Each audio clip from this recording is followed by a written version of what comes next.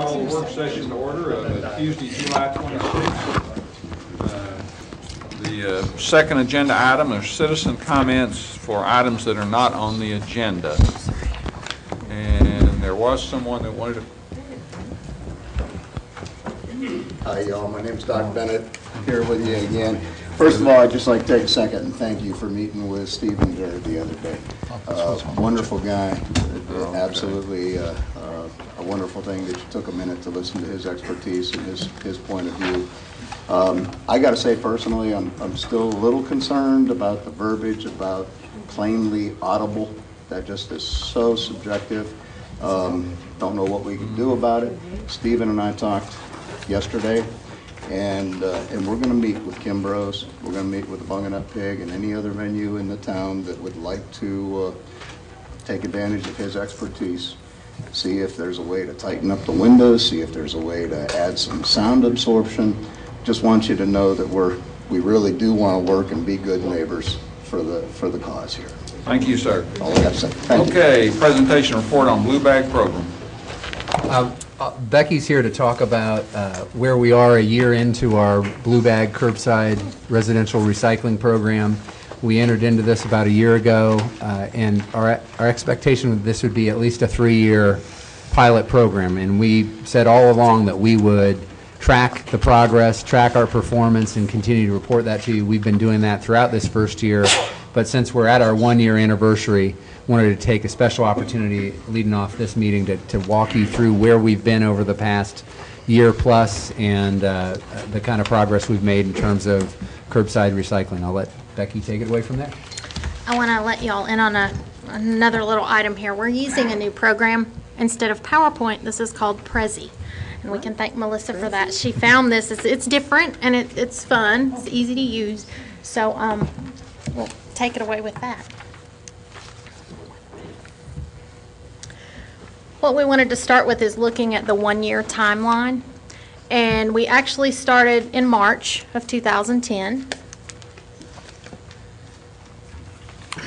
In March, we actually started the public education program. I know that a lot of you all had looked at it, were interested in it. We chose several different types of information, be it written, verbal by radio, television, telephone.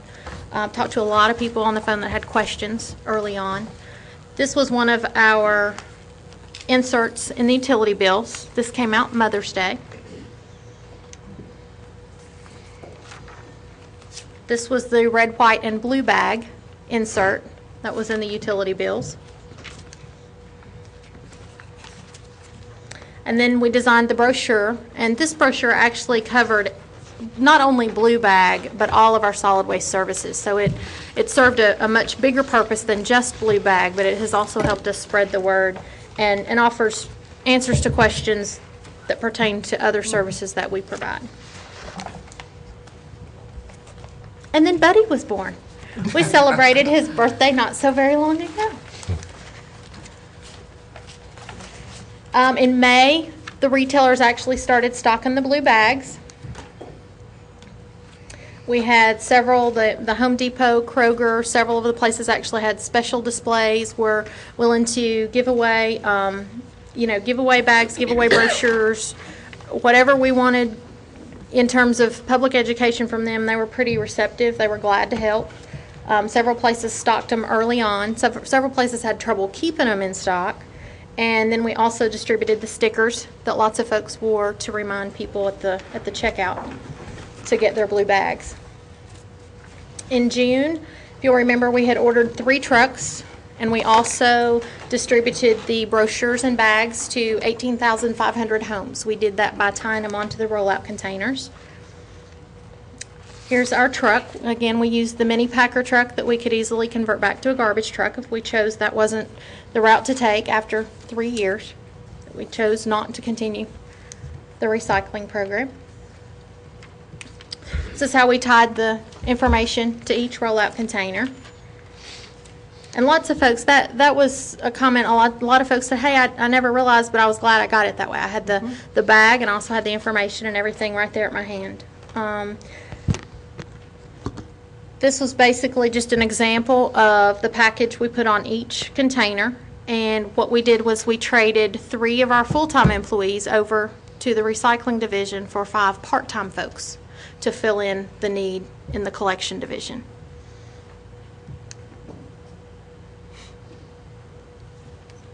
And then we launched the program in July. July 12th was the first day. In the first week, we had 28% participation, 12% diversion. We did know that some folks stockpiled some of their stuff for a couple of weeks. So if we remember this picture, I looked at that picture today and I said, sure hope those folks are still participating. And that was our first week, so we consider that pretty good success.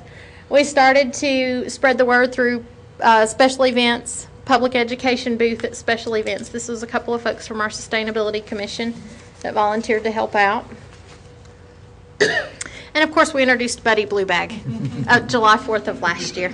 Was he a handsome guy? Yeah. Campaign shot.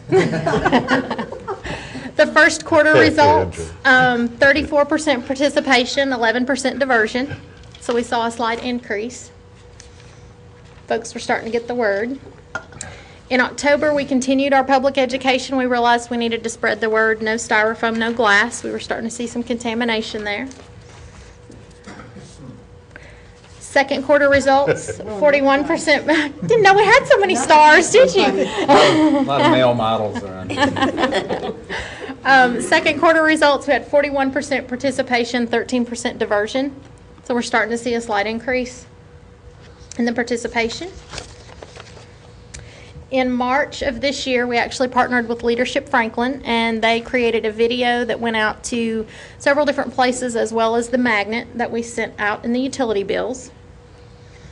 Here's a copy of the magnet that went out to all of the residential homes in the utility bill. And then we also used the utility bill, the actual bill, as a method of spreading the news and sending the message.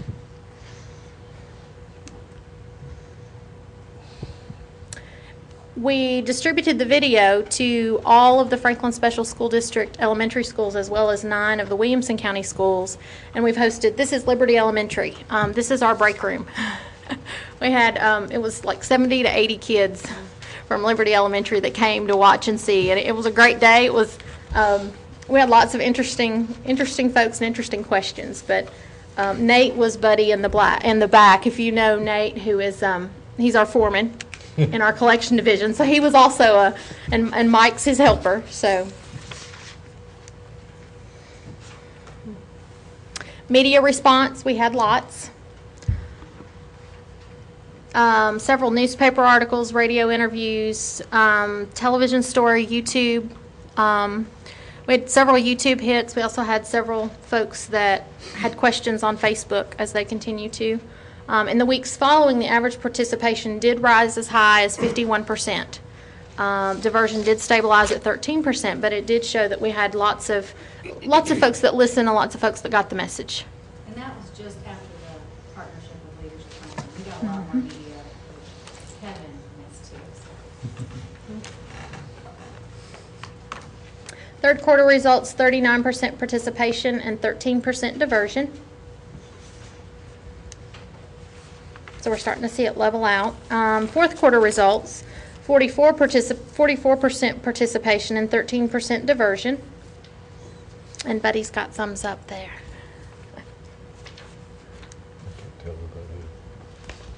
And here's what I wanted to show you overall.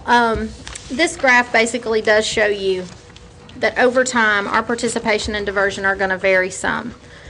You're looking at the top is participation. The diversion has not strayed much. It's stayed pretty stable, but the participation, I think if you look at it, you can think about vacations, you can think about family functions where you have extra folks at home, extra folks, participating or having meals and whatever here in Franklin, visitors and such.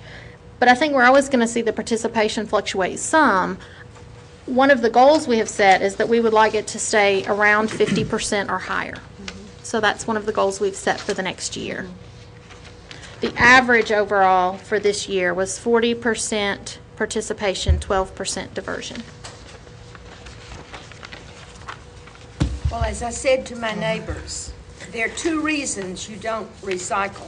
One is you don't understand it, and the second reason is you don't care about taxes. So neither one are really good, so they need to start recycling. We would appreciate it. And see, you are very kind, you're kinder than I about telling them that. You gave a really good message. And diversion is measured in weight, Yes. and participation is number of households. And what we do is we use just the number, it's real numbers, because what we do is we use the number of residential homes that we service in a week versus a number of those same residential homes that are leaving blue bags at the curb. So it's based on households, not number of blue bags. Have we made any more plans for the glass diversion? Because since it's by weight, the glass makes a big difference in what we're sending to the, That's one of the issues To the going one. forward. It's one of the issues going forward. Keep going. Okay. keep going. Here's our one-year financial summary. And then you have a copy of this in front of you. The avoided costs are at the top. The startup expenses are in the second section. And if you remember back, we originally said that the projected net cost would be $163,185.78 based on what we looked at originally. We've actually been able to keep that number at $81,022.12. So have we spent a little? Yes. Have we spent as much as we thought we would? No.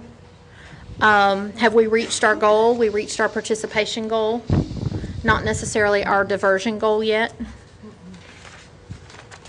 So the net cost is about half of what we projected when we looked at this the first quarter of 2010. When we first started about going into this program, we thought we were being conservative about costs, as well as what costs we might avoid, as well as being conservative in terms of the amount of startup costs. And we've been able to avoid a number of costs. Becky hit on one of them in terms of using part-times where we could, in place of just adding full-times on to our staff, as well as the cost to operate the equipment and to run the process was a good bit less than we expected as well. So net from where we projected, we are a good bit better. It's still a net cost to us at this point, but for year one, we're pretty satisfied that we've made good progress. We've gotten some traction in the community, and that our net costs are a good bit less than what we thought entering into the first year of the program. Becky, if we were to double our participation, how would that look? How would that, let's say next year you're giving a report and we have a 80%? How would that affect the numbers? Well, they would, if they're participating, they're obviously diverting some amount. It does hinge on what that amount is. So so I think one of the issues we have is, as you look at diversion and you see that it's stayed pretty stable and it hasn't really peaked, So, I think you're looking at folks that don't realize their toothbrush is recyclable. Their toothbrush or their toothpaste tube is recyclable.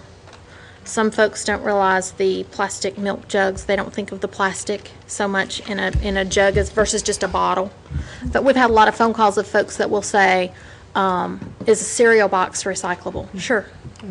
And they don't realize that. And I think They don't understand. It's the funniest thing, though. Everybody wants to put their egg cartons in there. if they're cardboard, you Well, can. but most of them are not. Most of them are But there's styrofoam. something about an egg carton that just wants to go in that blue bag. I don't know why. And a lot of folks don't realize that there are a lot of things out there that are recyclable. It's as easy as pretty much anything except styrofoam and glass. We have had several folks ask about fiber or clothing. We don't put those in those bags, but you've also got Goodwill, Graceworks, some of those other places What here in about town. rubber? Not a problem. Rubber bands? It's okay. They usually mix those with plastic. Paper's heavy.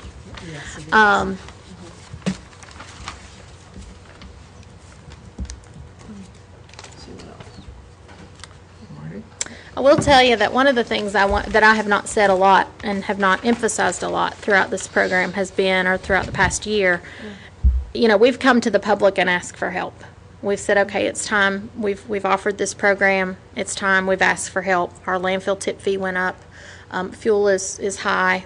Our costs are higher, and each year our service fees have to rise in accordance with that.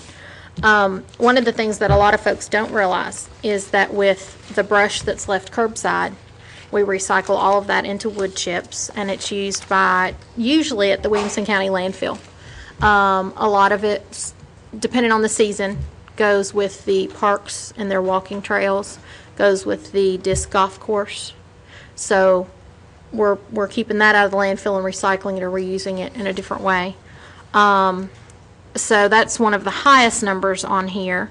Brown bags, which a lot of folks have asked, especially this time of year, hey, you know, as the leaves start to fall in the next couple of months, should I put them all in brown bags?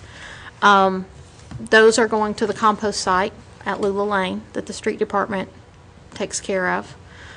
Metal, anytime we've got freezers, washers, dryers, dishwashers, any of that stuff curbside that we collect, we actually take it out and recycle it through B. Miller on Carters Creek Pike. And then the batteries, paint, and electronics are all part of our BOPA program, and those are all recycled. So the blue bag is not our only method of recycling, and we really have done everything to this point that we could before we ask for help. When you add that in, what's our total diversion percentage? 21%. About 21% that we are diverting with our whole program. When you look at Blue Bag and the other diversion elements that are part of this that are credited directly to the city. Doesn't count what happens in the drop-off sites, et cetera, that the county runs. And it actually the 21% takes into effect everything we control in terms of collection, not what comes across the scale for private companies that use our transfer station, but everything we collect, whether it's commercial or residential. Is that 21% of the figure that you report to the state? Yes, sir. Which is a substantial improvement over where we've been in previous years. In the past, we've seen right around 6% as the county used to be the only entity that really managed it and kept up with it. We've seen a number around 6 or 7% in the past. So even if you think our average being 12%, we've doubled, and we're the largest city within the county. So I think we've made a good start. All right, plan for the future. Glass recycling locations. We've actually talked about using fire hall locations, and several folks have suggested Fifth Avenue. Several folks have suggested different places. We're actively looking at those and working on a plan for what's the best answer for glass. And the county's clearly a partner in working with us in doing that, and how that fits into what they're doing as well as what we can do, and operationally what makes sense in terms of who should take care of that or drive those. But we are definitely looking at a lot of options there. And I'll tell you, even if the county were to service a glass drop-off, we can expect those numbers to come out of, if they're city residents that are using that drop-off, we can expect those numbers to come out of our original total anyway. So I think we're going to see that benefit either way. It's just actually getting the service up and running and finding the best solution. Increased diversion. That's kind of what I've been mentioning in terms of folks that don't realize all the things that really are recyclable. And I think we're always welcome to answer questions. If, every now and again we get questions we can't answer even. And I like that creativity folks have. We can always get the answer. It may require a phone call back, but we don't mind at all. Reduce contamination. And I'm going to take just a second to let you all know that recently we did have several blue bags that had medical waste. Our city does not accept medical waste. I understand that a syringe and a needle is plastic and metal. I fully understand that. Please do not recycle those. Please do not put those in your blue bag. They just cause problems down the road. How does a diabetic, what's the appropriate way for a diabetic that uses a couple of syringes? He puts them in a red box. The best in way. the hospital. So what is a or average citizen that does that? What does he do with them? The best way, and basically, the hospital used to take them, several doctors' offices used to accept them, they no longer do that. Medical waste is something that we're starting to really do some research in and see what the best solution is. But right now, today, if you go to any pharmacy, I've checked many here in town, they do sell the red containers that are as small as a 1-month size all the way up to a 6-month size that will hold so many needles. And basically, you ship them back through, they actually provide you with a crush-proof box as part of the packaging. And they'll We ship ship you. them out of county. They ship them back to a manufacturer. They ship them to a manufacturer, yes, sir. Okay. Autoclaves them. Yeah, they autoclave, and yeah, they handle them appropriately. And then increase public education. You know, we've talked about, there are a couple of billboards here in town we've talked about we've talked about getting back out into more of the homeowners associations. We've talked about some competitions in certain areas that are interested in competing to see just who can win. It's a great opportunity. I think we'll see a lot of great ideas come out of this, and any thoughts folks have that would increase participation or increase diversion, we're up for it. Anyone have any I questions? think you need to remind people about BOPA again, you know. Okay. We've all sat in hours and hours of lines trying to get rid of electronics and computers and things like that. And now you can just drive up and take care of it at Century Court. BOPA is opened at 417 Century Court, Monday through Friday, 6:30 a.m. to 2 p.m. BOPA is batteries, which includes automotive batteries, oil, paint, antifreeze, and electronics, and we get a lot of electronics in. Haven't had much antifreeze. We haven't had our antifreeze tank pumped yet, which is fine. That's good. Got a Yes, question? ma'am. Becky, so in other words, for the diversion, then the reasons that the diversion has been sort of steady is, or in order to increase diversion, let's say, then it's education and participation, right? Basically. Pretty much. Pretty much it, wouldn't it? Education and understanding what you can recycle, Yeah, and that you're that's the other not. thing.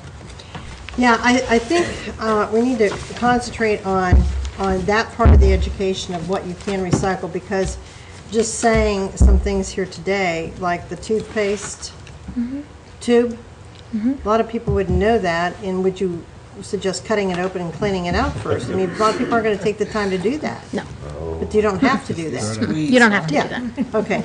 And Just the roll other it. thing is the plastic bags that you get at Publix and Kroger's, those are recyclable in there as well.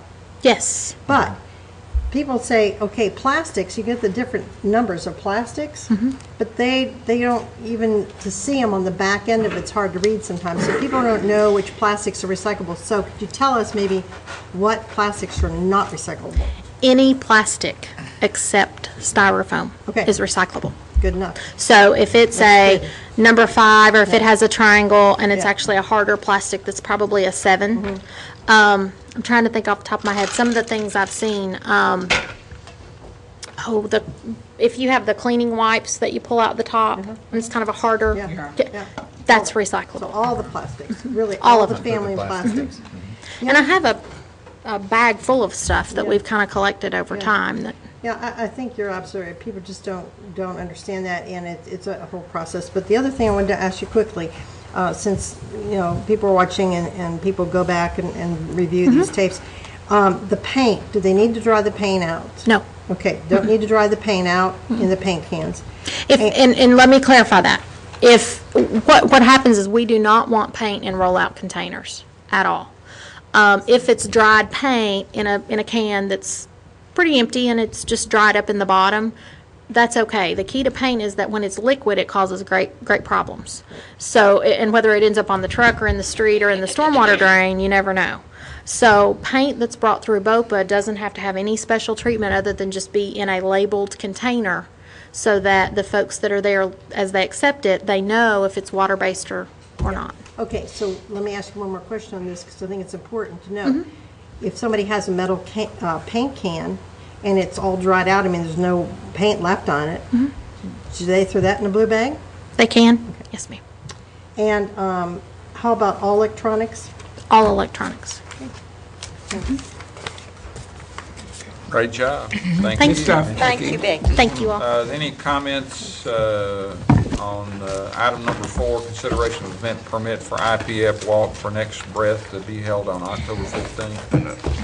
If not, we'll move on to item 5, consideration of sole source purchase from Mac of Nashville of Laverne, Tennessee, in the total amount of $102,000 and $102,079.53 for 3 replacement road tractors for the disposal division of the Solid Waste Department.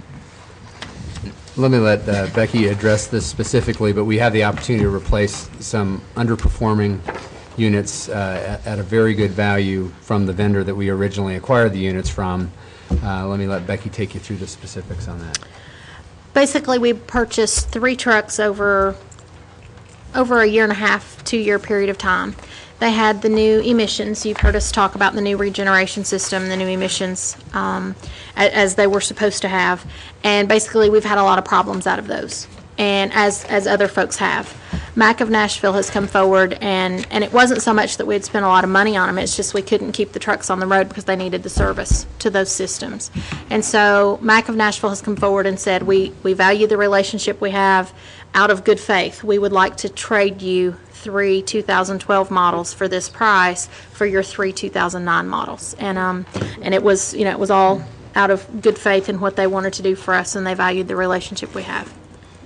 So we're essentially getting the 3 replacements under the cost of purchasing 1 new unit, which was what we had budgeted for. We had anticipated replacing 1. Yeah. They've stepped up and essentially offered to make right on this. I wouldn't call it a warranty issue. It's more them just sort of looking at the situation and saying, we feel this is appropriate in terms of a trade, and they've offered it to us. It is essentially a sole source acquisition because this specific vendor has offered it to us as part of our relationship from the previous purchase. And may I ask what the warranty will be on the new ones, full warranty? Full warranty, yes, ma'am. So, same thing. And it'll start new when we receive it. Good deal. This is on both agendas tonight as well.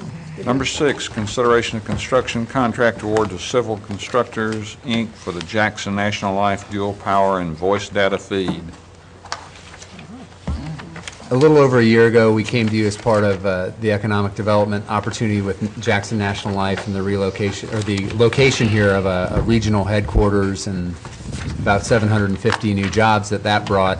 And the component that the city helped bring to the table and making the project happen was the ability to pursue a fast-track grant from the state, and the city pledged up to $200,000 to that project. The state would provide up to $300,000, and this is essentially the bid related to that. And so we're ready to move forward with awarding that bid and proceeding with that project. Jonathan, any specifics? I'm here to answer any questions you have. I think Mr. Stuckey pretty much explained that our total investment would be up to $200,000. In other words, even though it costs more than that to do both of these things together, the remainder would be paid by the company. By Jackson National Life essentially picks up the balance. When we had identified these dollars actually fit in the 1 year of small capital projects that we programmed because of the way numbers came in on specifically the General George Patton signals, et cetera. These dollars, this $200,000 really fits in that $500,000 amount that we programmed for what we called small capital projects. So that's where I would say we earmarked this piece. We'd sort of said either there or general dollars when we did the resolution a year ago, but that's where I would recommend we look because that capacity is there. Yeah. Within that 1 year, and that's what we've assumed we would spend that $500,000 in our funding plan. Which sounds good to me, but now let me ask again. This means that for the $482,000 that was paid to Middle Tennessee Electric and the $375,000 plus that we're paying here, we're only paying $200,000 of that. Is that correct? That's correct. That's the Yes, city's ma'am. portion. I just wanted to make sure that I understood that, and the state will pay part of it, and then the Yes, ma'am. rest. That's Okay. correct. Good. However, we will be, the city is typical with a lot of projects, as we've done with transportation projects in the past. we front the money, and then we get the refunds or the reimbursements. Oh, absolutely. So, And the same thing is true, though, with the company. We're funding the money for them, too, right? that's correct. We Okay. hold the contract. Sure, okay. Is Jackson Life on schedule for their transition? They have lots of folks here. They seem to be doing very, very well. Mayor Moore and I paid them a visit about a month and a half ago, and they are moving along as planned in terms of the number of jobs and how they're doing, and seem very, very happy. Happy to be here. Okay. One additional note, that the award of this contract will be contingent on concurrence from the Tennessee ECD, so Right. that's just one additional little note there, so. Number 7, completion of Resolution 2011-34, resolution authorizing condemnation for the acquisition of property for the construction of water main extension improvements from the end of Harpeth Industrial Court to Liberty Pike. One of the things we're working with the developers working on the Jameson Station project is to provide for the looping of the water line in that area. And they've been working with that property owner in that area to get the easement necessary to help do that. They're continuing to work on that, but as another option, we'd like to proceed with getting ready to do condemnation if we need to acquire that easement to provide for the water looping through that development and into that area of our existing water customers down Industrial Court. So that's where we are, and this just puts that in place as another tool to proceed with in getting that easement. Number 8, consideration of the agreement, City of Franklin contract number 2011-0091 between the City of Franklin and Berry Circle Partners, LLC, for water and sanitary sewer improvements. We had discussed this I believe at our CIP meeting on last week, and Vernon will fill you in a little bit more. This is just an update on that, and the committee had asked that we bring it to the work session as well for discussion. So we've tweaked the agreement a little bit since then. I'll let Vernon take you through an overview and what we've adjusted as well in the last week. Well, as discussed at the CIP meeting, when we are trying to facilitate development within more mature parts of our community, there are many places where the infrastructure is aging. In this instance, the developer, Ashlyn Hines, is looking to purchase one home that's on Lewisburg and divide that into 2 buildable lots. Actually, the house that's existing there would be on a separate lot. And then within the Berry Circle cul-de-sac, there are already 4 existing platted lots. The sewer and water line running into the Berry Circle cul-de-sac are very old and need to be upgraded. And Ms. Hines is contributing to getting those upgraded. At the same time, eventually we want to create a looped water line for better quality and redundancy, and she's also going to provide an easement, so at some point in time the water utility will be able to loop that over to 4th Avenue. All right, for that 5th lot, the new 5th lot, 5th and 6th lots, there'd be two lots. you mean 2 lots added, or is that the existing house one of the lots? Actually, yeah, I'm sorry. No, that's all right. There'll be 2 lots added behind that existing house. All right, how will that open up to Berry? Will that come from Berry Circle? There'll be Will there be a a street from Berry Circle? It won't come off Lewisburg Avenue? No, it won't. It'll be a private drive into Berry Circle, yes. Two more lots, and this water and sewer will go back through there. Well, actually, the easement that's created by the private drive, the property owner provides that infrastructure, that sewer and water to connect to our main. We're only replacing the existing lines within the existing right-of-way of Berry Circle. Oh. Okay. Everything on the private property is something that the developer and individual property owners will do. But the street will go to the new lots through Berry Circle? No, the Berry Circle right-of-way stays exactly where it is. There'll be a private driveway. Off Berry Circle? Off Berry Circle. Yeah, that's what I meant. Yeah.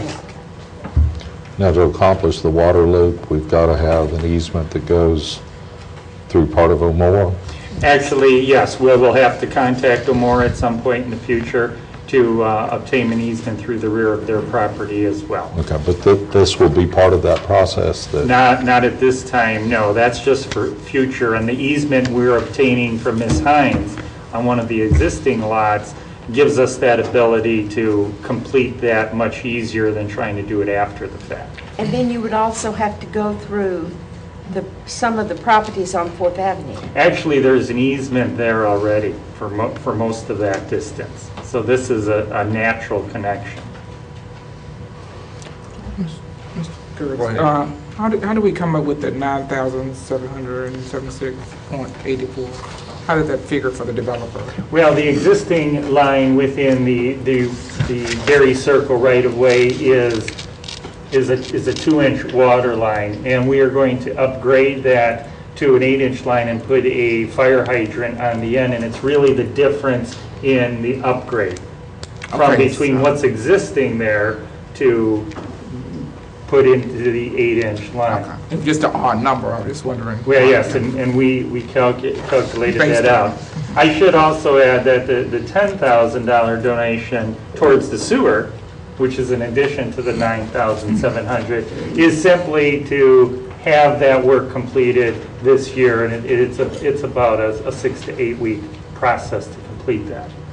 And that, hopefully that begins to set a precedent when we want to redevelop other property within the community and the infrastructure is in need of upgrading. There's already a fire plug in there, There is one, yes. so it gets a 2-inch line to it? At where I mean, it already has a 2-inch, the existing fire plug has a 2-inch line to it? Coming off of that existing fire hydrant goes the 2-inch line into the cul-de-sac. There should be a 6-inch into it at this time. Fire. Or Oh, an 8. okay. You're just going to go from 6 to 8? Right. I understand that. Okay, great. And by the way, the thing that I asked about the certificate of occupancy is going to only apply to the 4 that are on Berry's Chapel, right? I mean, Berry Circle. Well, actually, all the lots need to have adequate sewer and water Right. to be occupied. We tried to clarify number 5 a little That's bit. right. It's more of our Yeah. commitment to a timeline to completing the city work by December 1 is what we're working towards. We believe there's adequate pressure to provide domestic service. We'd like to have some pressure that also provides the fire service too. And instead of doing an analysis of the existing pressures, we're just committing to upgrade it since it needs to be upgraded anyways. And you do plan to do that before December 1st? Oh, yeah. We plan to get that underway immediately. And this will be completed by our crews. Yes, this is all. And it will cost more than what we're talking about here, but that's the upgrade. I mean, that's the Right. upgrade to the existing. Correct.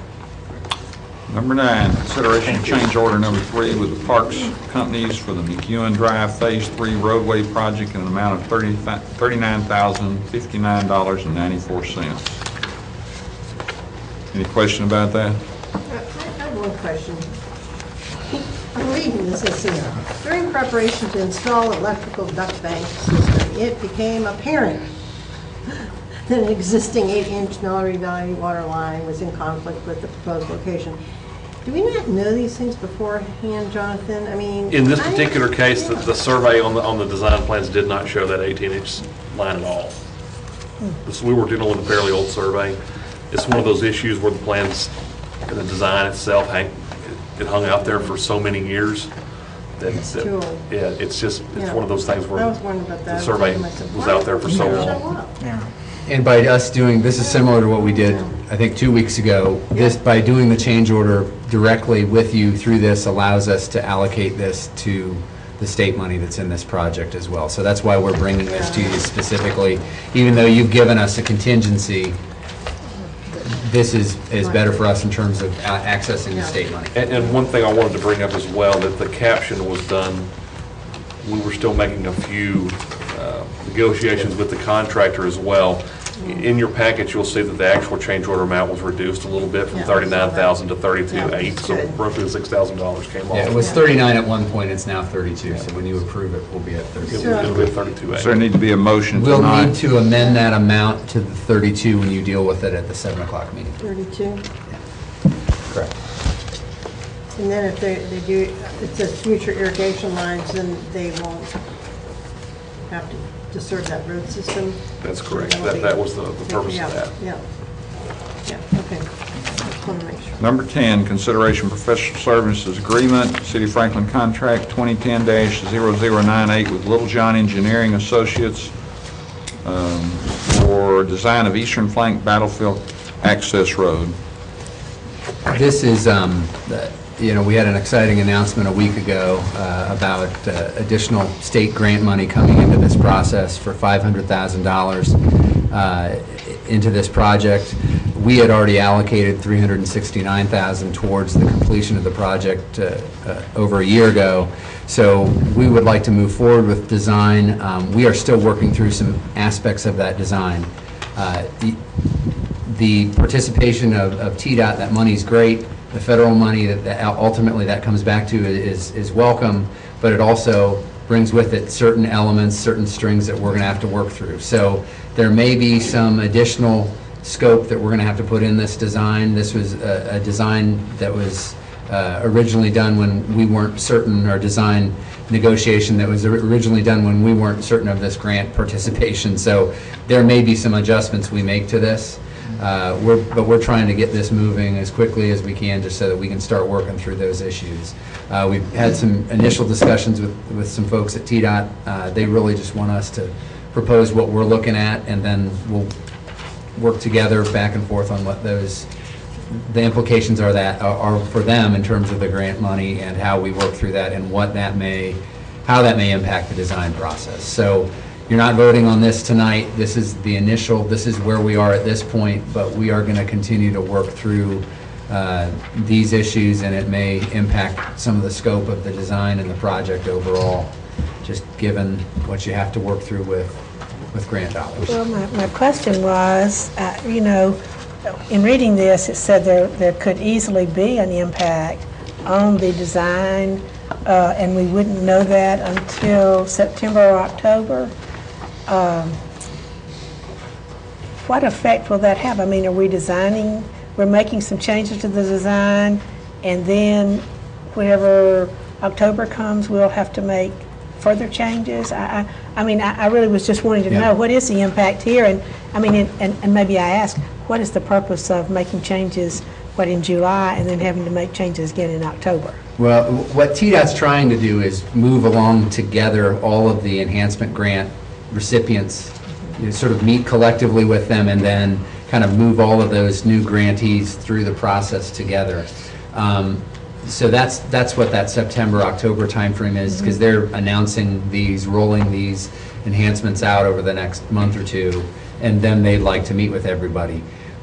That's fine. We'll participate in that and respect that, but we also want to do what we can to start, before then, to start at least anticipating issues. And what I'd like to do is get this help as soon as we can, as soon as it makes sense, to start on the process without doing unnecessary work. But I'd like to have that help with us. We've got this designer who's very familiar with the project, and so I don't know how much time and effort we'll put in before then. We'll try to get some TDOT assistance and discussion to the extent we can ahead of that, but that may be the quickest it happens, which is September, October timeframe. Well, I was thinking that there were so many changes. That's some of the feedback we've got. Right. There were so many changes that have had to be made about Hillsborough Road, based on the use of the money that we have. And so I was just wondering, even though I feel that time is a very important aspect of this, how would it be helpful to go right on and do something, and then maybe have to do it all over again in October? I mean, that's the reason I'm asking the question. And we're going to be mindful of that. That's going to be one of the things to look at. The other point we're going to examine here is, this obviously isn't a typical city street or state highway. There are different features and functions related to this. How does that get considered? Are there other projects they've worked on that are similar to that? We're going to try to do some homework ahead of this so that we're ready to go, and that's more the context I'd see us doing before TDOT's able to meet with us. If we're able to meet with them sooner, great, we'll do it. If not, if we have to wait September, October timeframe, we'll do that, but we'll be as ready as we can. And if there are good, comparable examples of projects that have some of these unique features, we can maybe be ready to discuss that with them.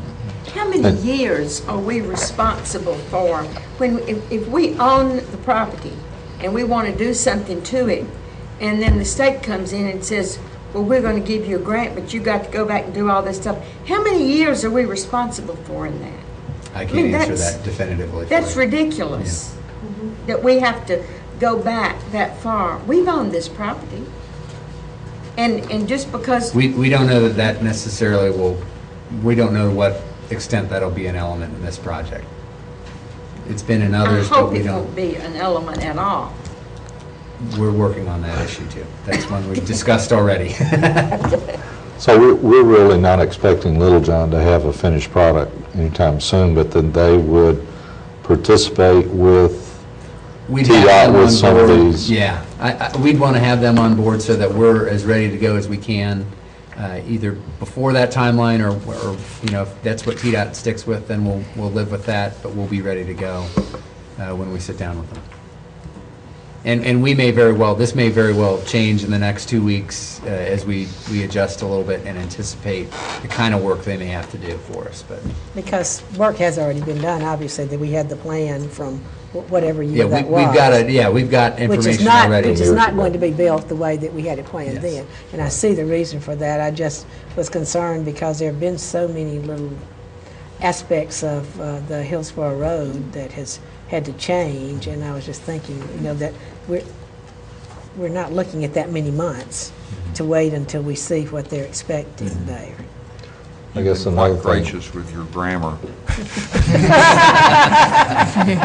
another thing I would wonder if there's a possibility if there's some hard and fast TDOT rules that can we split the project into 2 contracts where the city would do one and the TDOT money would do part of the other. And I think we need to try to be creative with this since this is an unusual situation. Oh, and while I'm thinking of it, I'm not sure we've recognized Andrew and the team from Parks Department that worked so hard on this grant. The original grant for $1.2 million we didn't receive, but what this did do was keep our place in the mind of TDOT that we had a project that they could consider a different amount in funding. And if it hadn't been for their original work and vision to put this previous grant in, we wouldn't be in the shape that we are now. Yeah, Andrew and Lisa and others worked hard to put this in a year ago, and exactly right. We're not able to even think about it if that grant application doesn't get in. So I want to recognize their initiative. Thanks for bringing that up. Number 11, consideration ordinance 2009-55, an ordinance to amend the City of Franklin Municipal Code, Title 11, Chapter 4, Offenses Against the Peace and Quiet. I'll ask our city attorney and police chief to come up as well.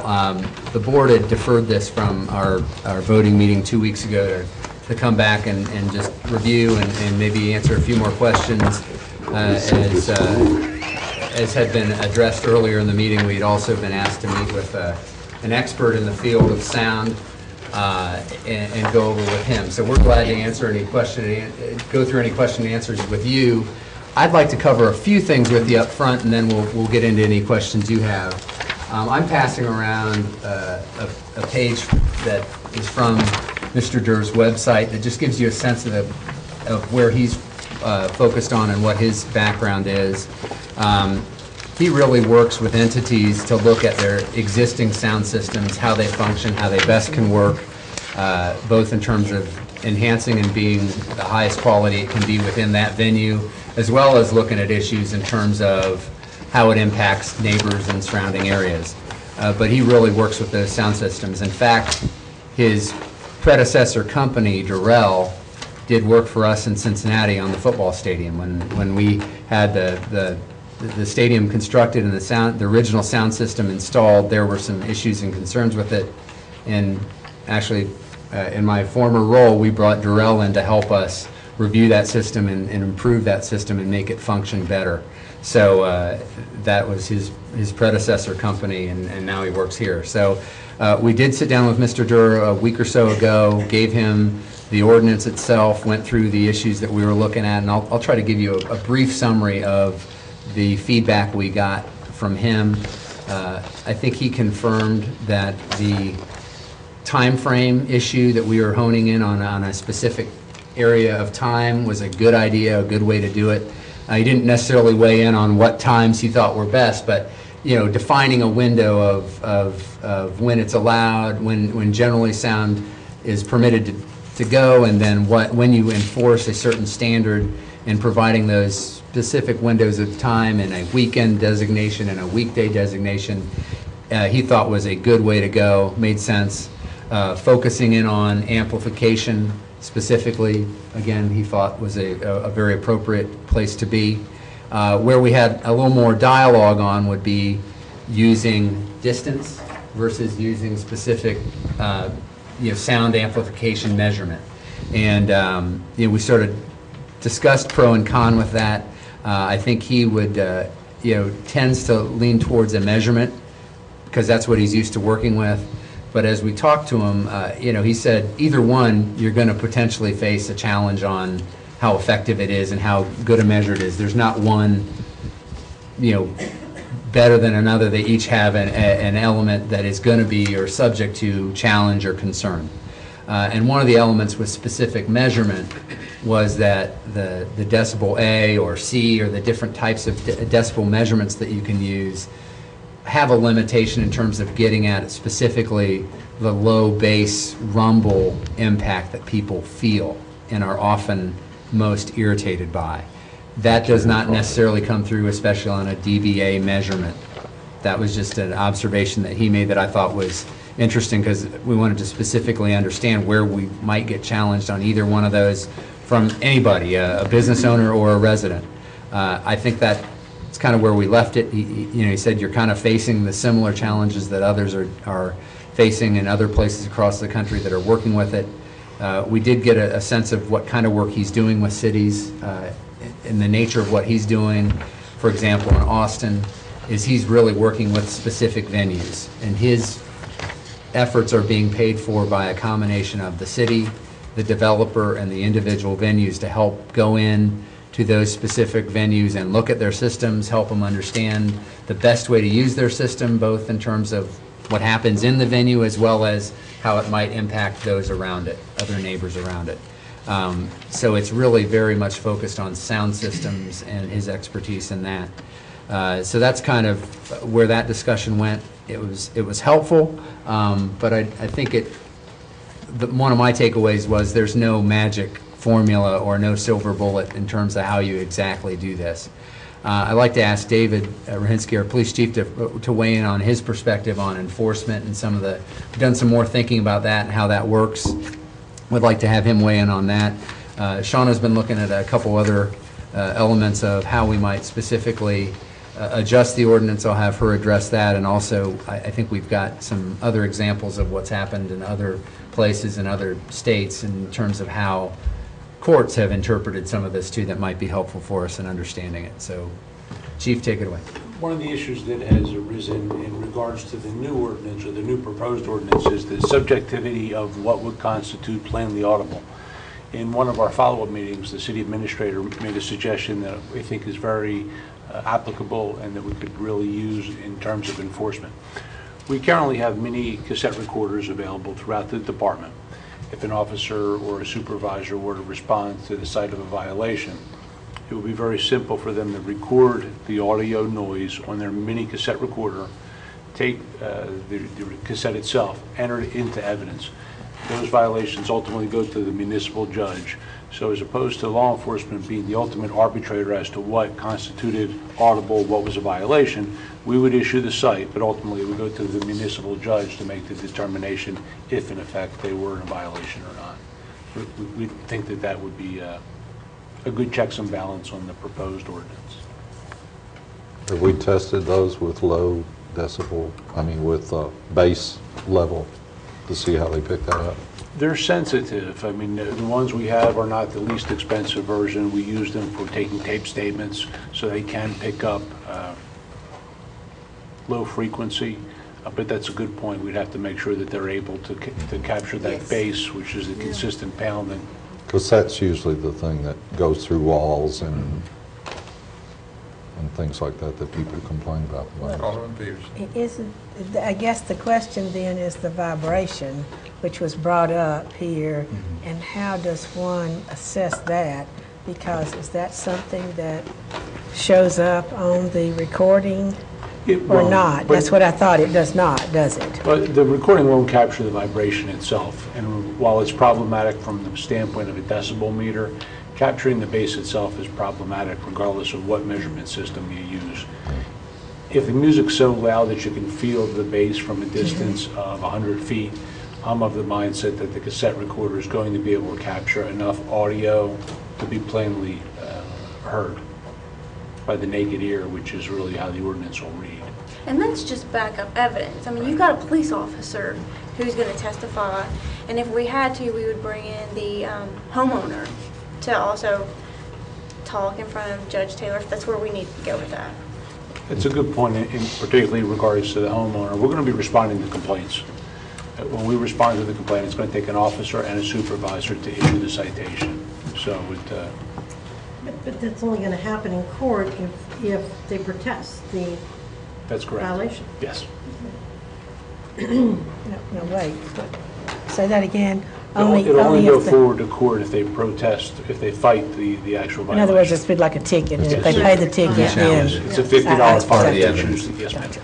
Yeah, and it's any like any other municipal fine, it's a $50 misdemeanor. But this also has injunctive. Yeah, relief there. Relief, doesn't it? Did I remember that in the original? And remember, the whole point is to get homeowners comfortable, and I'm hoping that we don't ever get to that point. I'm hoping that we can, like we have so far, work with our businesses, and then if they don't want to spend their Tuesday or Thursday morning at 7:30 a.m. in city court either. So I'm hoping that we can work through this. So we could potentially just move forward with what we have here, and this can always be revisited. That brings up a good suggestion. Because I don't think we're going to create anything perfect right today. Well, one idea for you to look at is to move forward with whatever you're comfortable out of this discussion, and for us to commit to revisiting this 6 months, 8 months down the road, if you'd like. We could even put it on the calendar for the first work session in March or April to come back and say, okay, we tried this for a period of time, here's what we learned, and just report back on where we are. We all know we're adjusting it and trying this as a different approach. We've tried this because we think it's more understandable to residents and to business owners, and something that is much more enforceable for our police officers to work with out in the field when they're working with a complaint. So that's one thing for you to do, to just impose that discipline yourself, to say, we're going to put it out there, we're going to try, we're going to learn, we're going to listen, literally, and come back to you and have a discussion about if we're comfortable, if it's worked well, and if there are adjustments we want to make, or if we want to revisit on a broader scale as well. But that might be one way to move off of square one on this, is to do it, but commit to a specific time to revisit it after we've used it for a while and learned from it.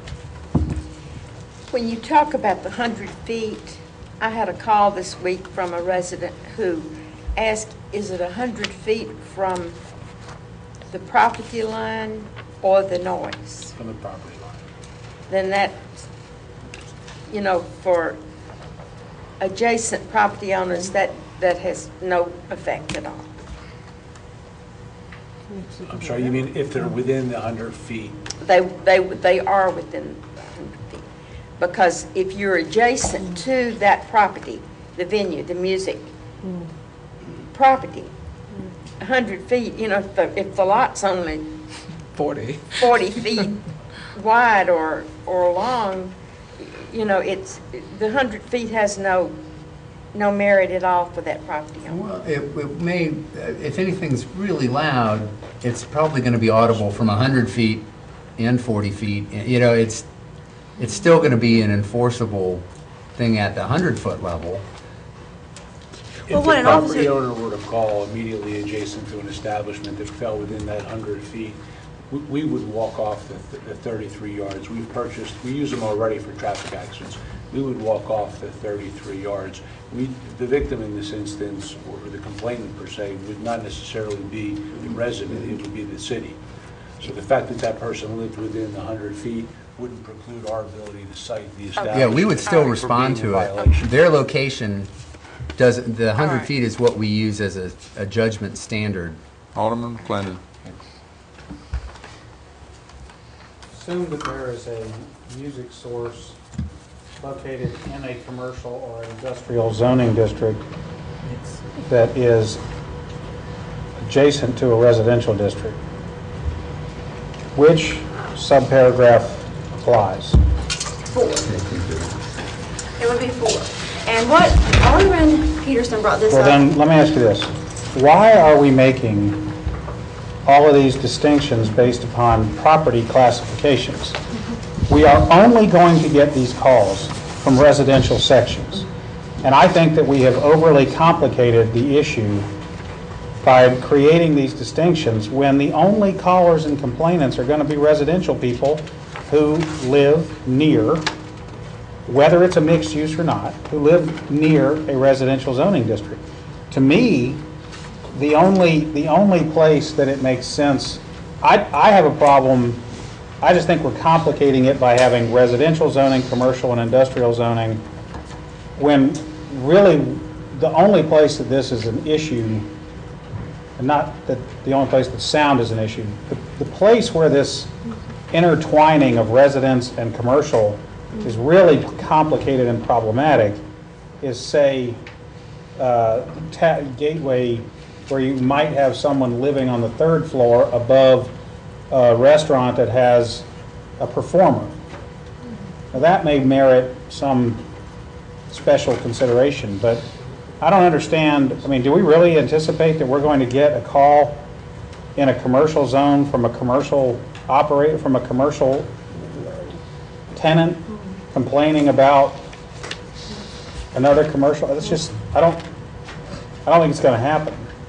And the other thing that causes me some concern is the law of unintended consequences. There are certain activities of life that are noisy that we need done between the hours of 11 and 7. And I'm concerned that we have thrown, for example, commercial refuse removal in to a music banning ordinance. Well, this is clearly for amplified sound. Plus, we already have a section that says that refuse can only be picked up between 6 and 6. I mean, it already says that. That's been that way for years. We're Okay, only well, addressing amplified that's fine, sound. but then there's a 1 hour overlap. And when that garbage truck goes and bangs that dumpster behind that school at 6:01, They're okay. They're fine. Because it's not amplified sound. 6 and 6. In a commercial district, it's not amplified sound. And they're allowed to do it between 6 and 6. And it's episodic. Yeah, right. well, And then you've got the same thing. You've got like West Haven, and you've got the Case Mill, where you've got commercial and condos right there, townhome. I mean, to me, it would be easiest and tidiest to simply say, you can't have sound, amplified or not, audible, plainly audible, more than 100 feet from your property line between the hours of 11 and 7 on weekends and 10 and 7 on weeknights, period.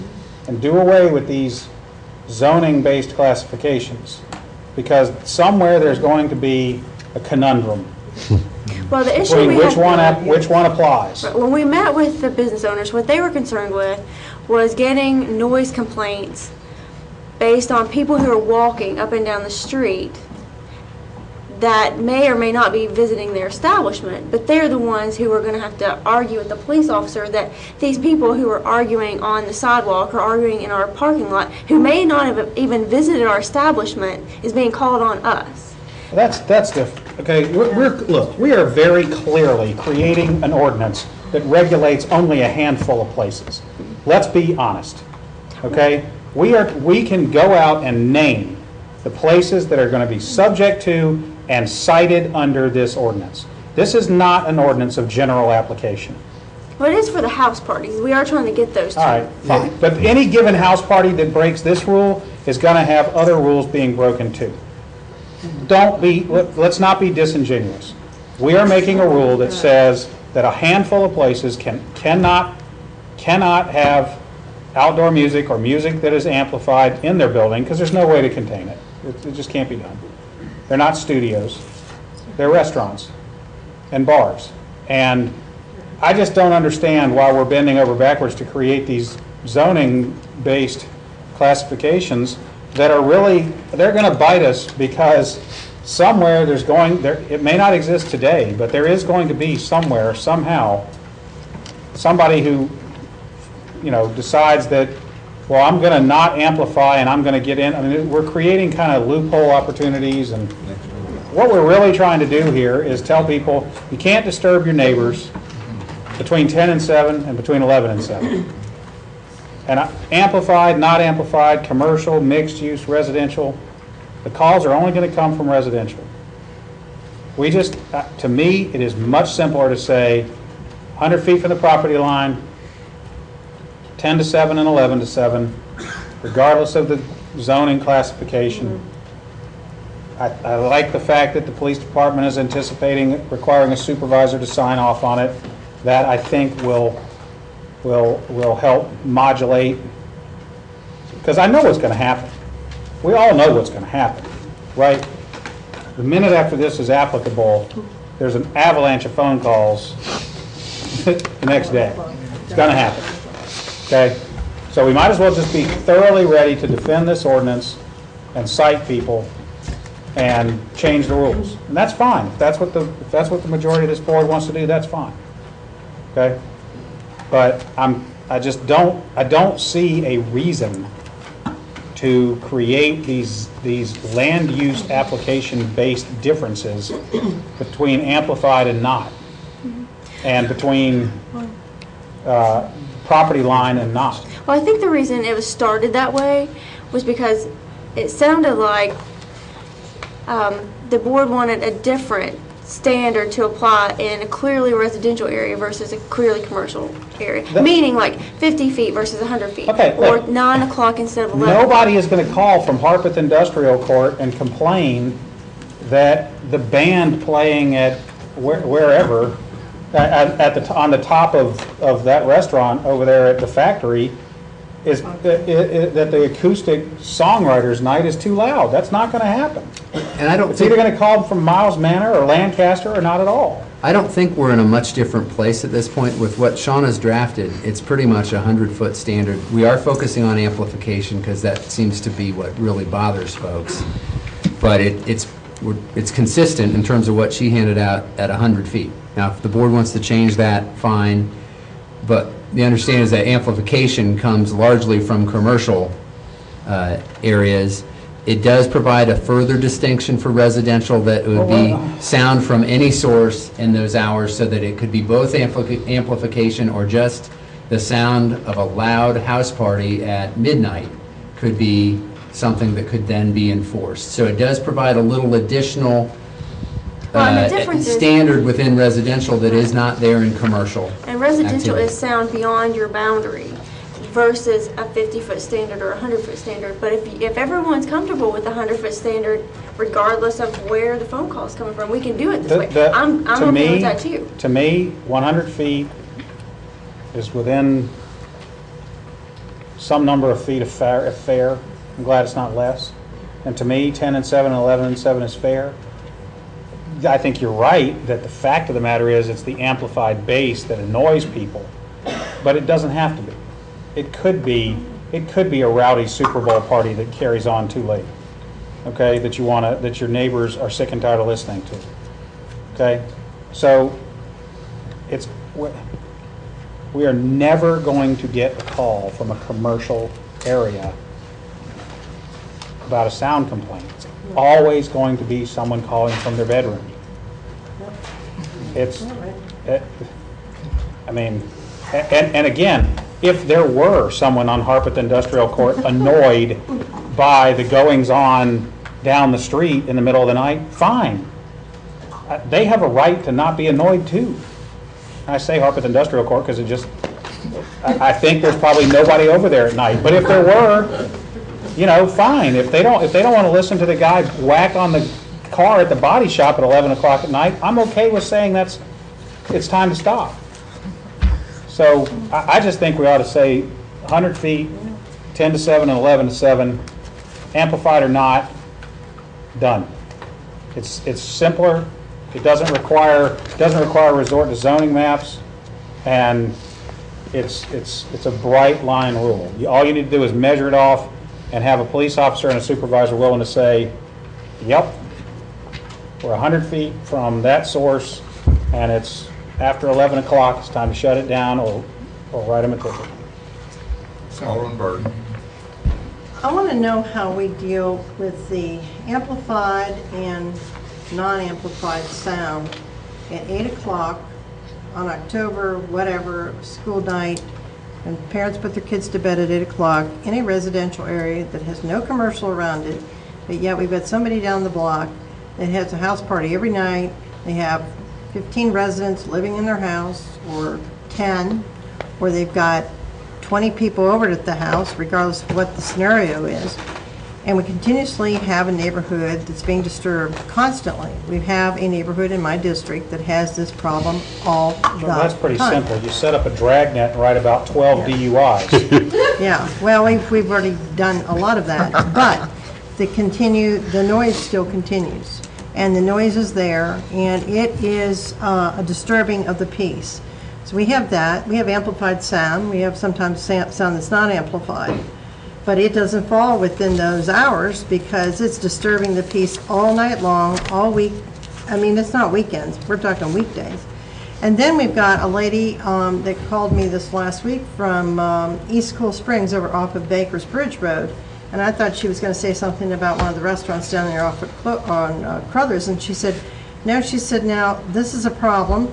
She said, I don't mind noise, reasonable, but she said we're unable to really enjoy our backyard anymore and have our own entertainment and everything because the people that are right next door have 3 pumps for this huge swimming pool they put in. And the pumps are very loud, and it's continuously, every time the pumps come on, they've got this sound. She said, where does that fall within here? Well, that would be 404. And that I went over there, it's amplified. It may not be with the speaker, that's amplified. Yeah, that would be 404. So we've got issues with resident to resident that people are saying, wow, I don't want to be a cranky neighbor, but I've lived with this thing for 2 years. And it's always when we can try to enjoy the backyard and whatever. The other thing I see in here is, you get over here and it says where the, what is it, about the chimes, even the chimes with downtown. I'm looking here, it says something about sounds lasting no more than 5 minutes in any 1 hour, created by bells, chimes, whatever. Hey, the bells downtown ring and then they play a song. It's 6 minutes long.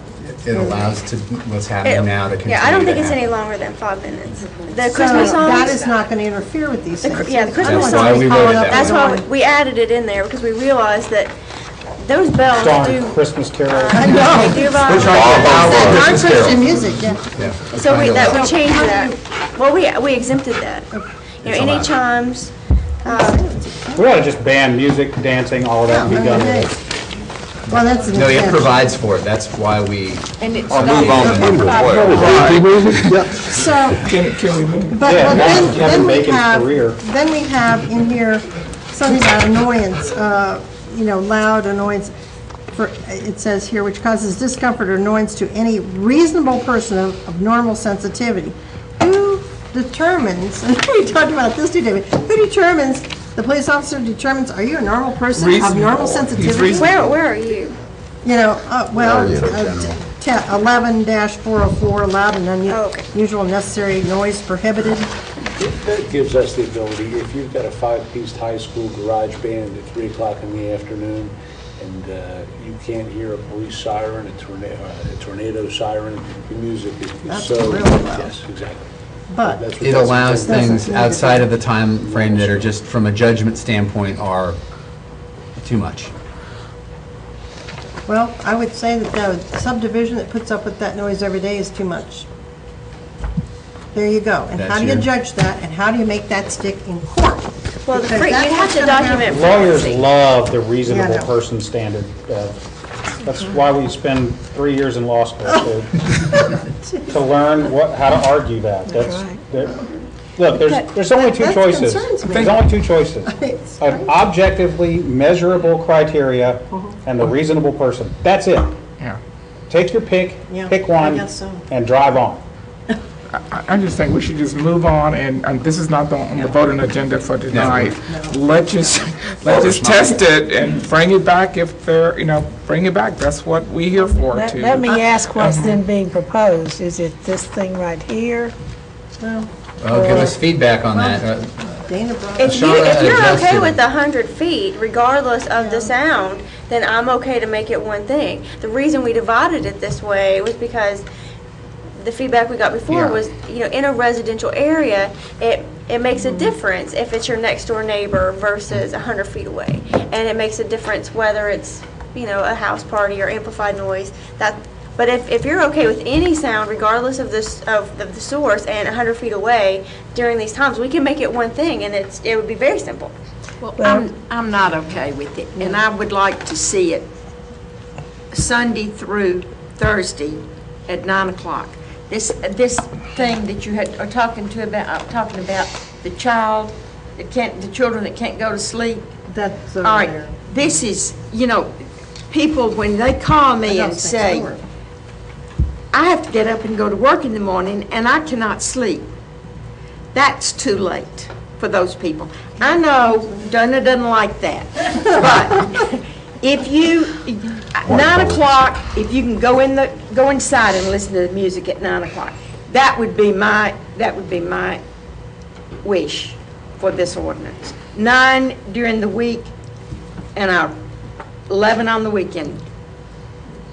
It's mostly commercial. Tens of millions of dollars have been run through this board to promote tourism and downtown business.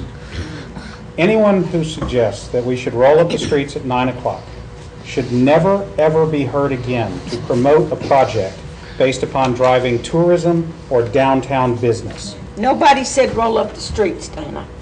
Nobody said that. I'm talking about next to residential areas.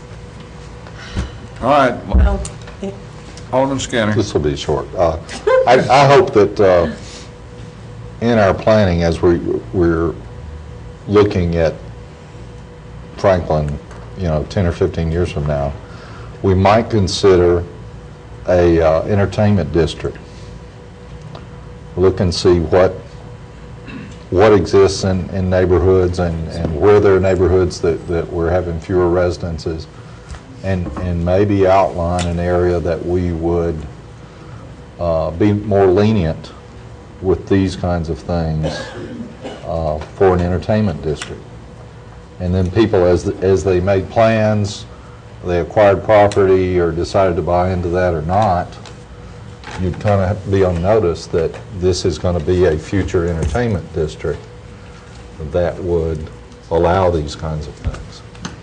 The problem now is because we have the mixture of residential and this entertainment. Who doesn't? And this is never going to We need to test drive it. You know, and unless everybody that lives in the residences are all young partiers, so, and that's never going to happen. Yeah. Just a question then.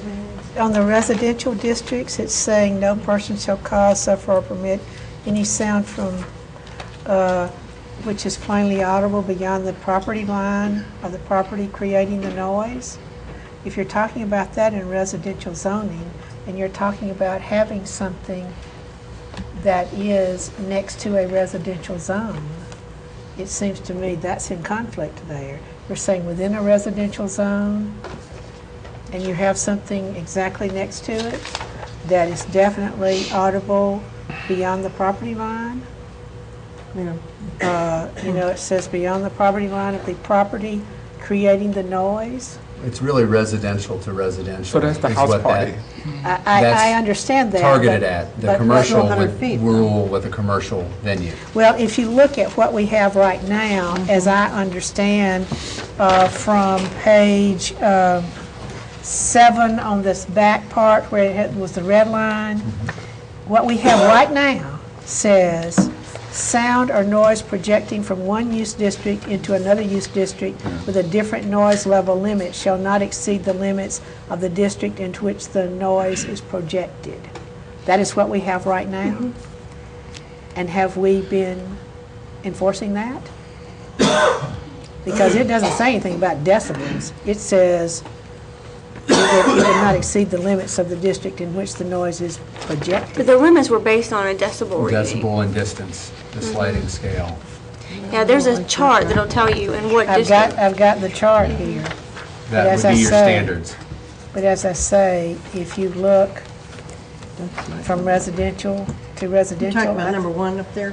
That little sheet? I, yes. This one, right here? Yep. I On the think- sheet? No, I'm looking at the one that we have in existence The right now. existing ordinance. Right now, it's in the red line there.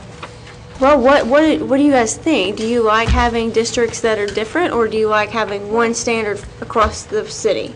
I think Dana's got a point, certainly to be considered, but then you've got other issues that I think crop up if we don't keep a district. But, you know, I'm reading this, says sound which is plainly audible beyond the property line of the property. Okay. Take West Haven, take McKaysville, take some of these other districts that have, we're like 20 feet from our neighbor. My old house, I was half an acre away from my neighbor. But that's ludicrous to think that from my property line to their property line,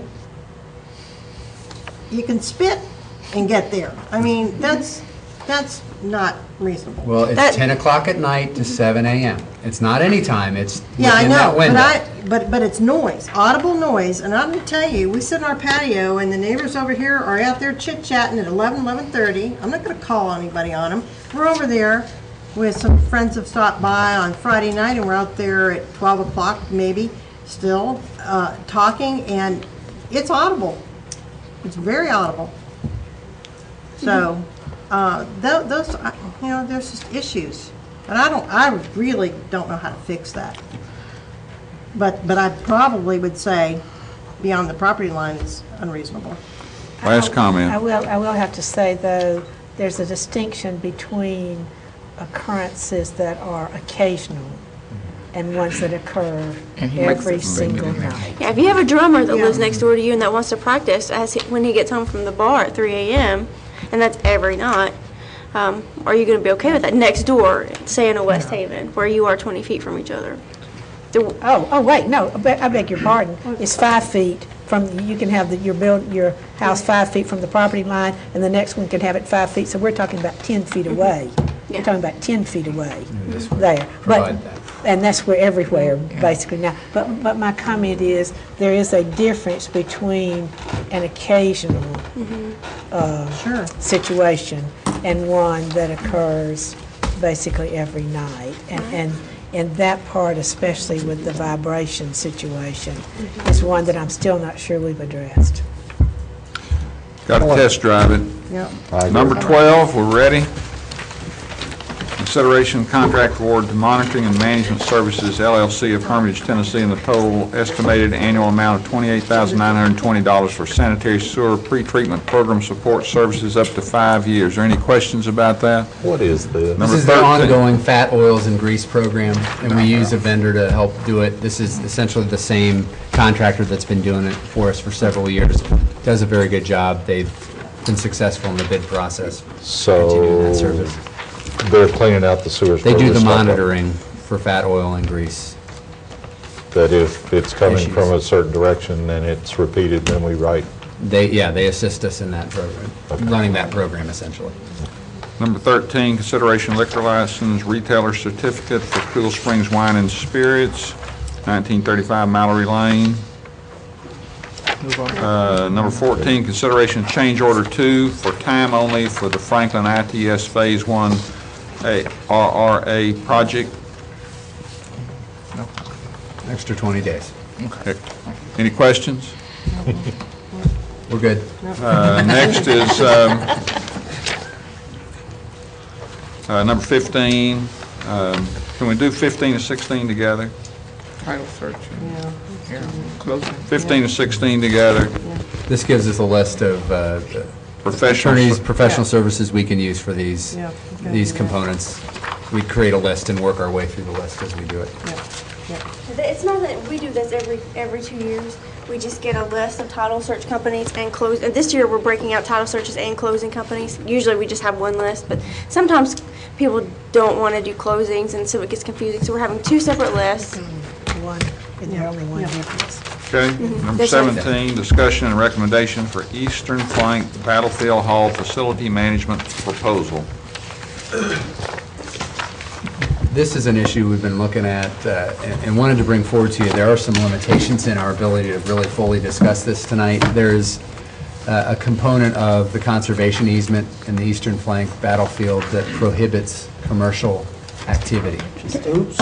So we need to look at Your hand. that, and we have not gotten some interpretation back on that. I think there is a distinction between the activity that supports the functioning of that facility as a meeting space and what might happen to do business elsewhere beyond that venue. But we're still getting more information on that, so that Kind of outsmarted ourselves. may be limiting to us, but Lisa, you may want to comment a little bit about it. You said it good. No, Taught me well. we're waiting on the state. I think once we have that feedback, then we know which way to proceed with this. What kind of feedback are you asking from them right now? Right now, we're looking at with the conservation, Mayor. Whether it's legal or not. No, I mean, Yeah, that is part of it. But to what extent? I mean, what are you Defining asking? commercial activity. You're asking for a activity. definition, or are you just asking, we're not asking, we're not to a point of saying just anything except the definition from them? Is that it? We share with them what our views are with special What the kind of event options we're catering, talking the about. options All right, and that you type have- of thing. okay. So looking at the venue stated with the special events on site compared to having a commercial business run out of there and something in which they're able to provide a service. If it becomes their home base, then that they would serve off-site. And so that's what we're having to, they're looking from their legalities. Alderman McClendon. Wait a minute, I'm may I sorry. ask finish? Sure. Well, and that says that we still own the property, that is still our property as a city, Correct. all right? Yes, ma'am. You know, this just goes to show me that we've got to be very careful when it's just like when we accept grants, and when we talked about the Franklin Transit at the time, that when we accept grants and we accept things from the government, and then we also get things, we do these things ourselves, we do. We slapped that one on ourselves with nobody else's money. I know, exactly, and when we. That's not a barn fiasco.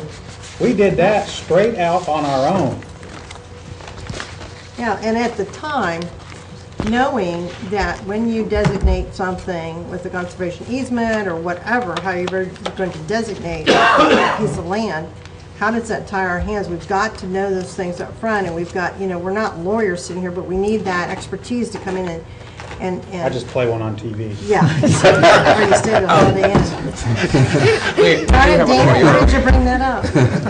Because I think, I don't want it to see us hampered in some of the things that we want to try to do, because we've got to think outside the box. We've got to be able to bring in some ideas that are going to help the city to turn around so we can put money back into the parks and stuff like that. And I think, I'm not preaching to the choir here, but I just think that we've got to be real careful with that.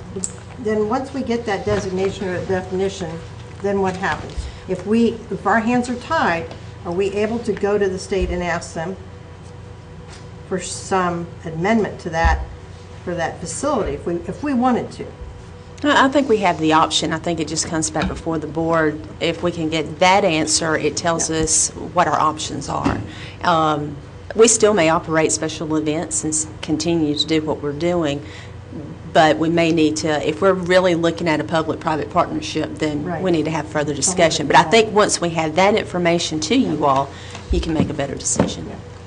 Okay, Alderman McClendon. Well, that was part of my question. What if they tell us, no, you can't do a commercial activity there, which, I guess somebody could actually take the rather restrictive view that we can't even lease the place out to some third party for their own function. Never mind have an ongoing business there that that leases the property from us and conducts a business.